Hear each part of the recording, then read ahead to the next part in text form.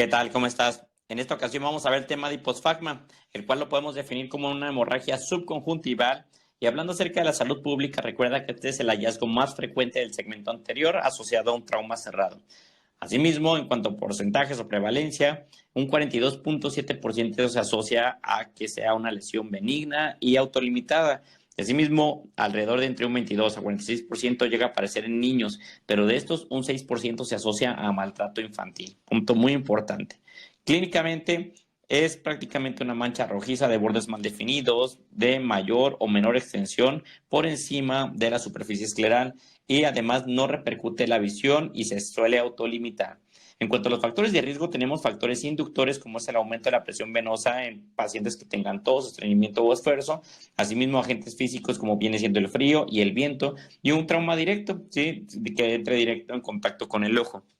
Asimismo, factores de riesgo sistémicos tenemos a la hipertensión, diabetes mellitus, discrasias sanguíneas, leucemias, enfermedad hepática severa principalmente. En cuanto a factores de riesgo oculares, tenemos el oftalmos, neoplasias como es el sarcoma de Kaposi y patologías de la conjuntiva. Y también tenemos alteraciones de la coagulación asociados al consumo de fármacos como viene siendo el ácido acetylsalicílico, warfarina, heparina y anticoagulantes. Y por último, antecedentes de tabaquismo y alcoholismo, sobre todo pacientes que tengan más de 50 años, donde ya existe cierta fragilidad capilar. Y como te das cuenta, pues aquí realmente hay muchísimos factores de riesgo para desarrollar hiposfagma. Lo que tenemos que hacer nosotros ante cualquier paciente que presente una hemorragia subconjuntival, tenemos que preguntarnos, ¿tiene factores de riesgo?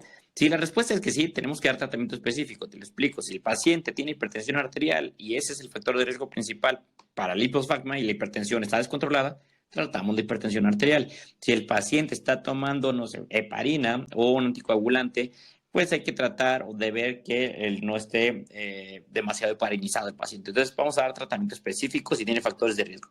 Pero ¿qué pasa cuando nos dicen no tiene factores de riesgo el paciente? Ok, lo que tenemos que hacer es observarlo, sí, vigilancia, de 5 hasta 38 días.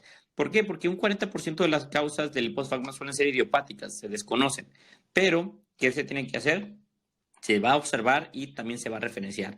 A oftalmología se va a referenciar en caso de que haya disminución de la agudeza visual o antecedente de traumatismo ocular.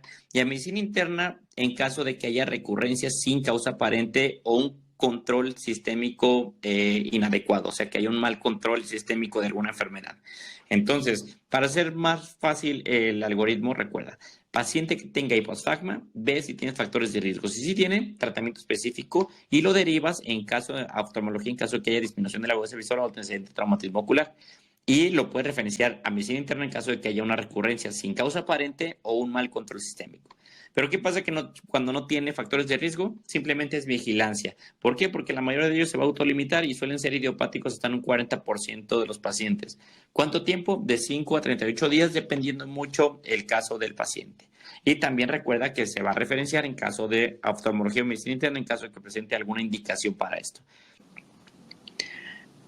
Y listo, ese sería el tema de hiposfagmas. Te fijas, es un tema muy cortito, muy importante que nos han puesto como diagnóstico diferencial. Deseo que tengas un excelente día. Cualquier duda no dudes en decirme. Nos vemos en el siguiente video.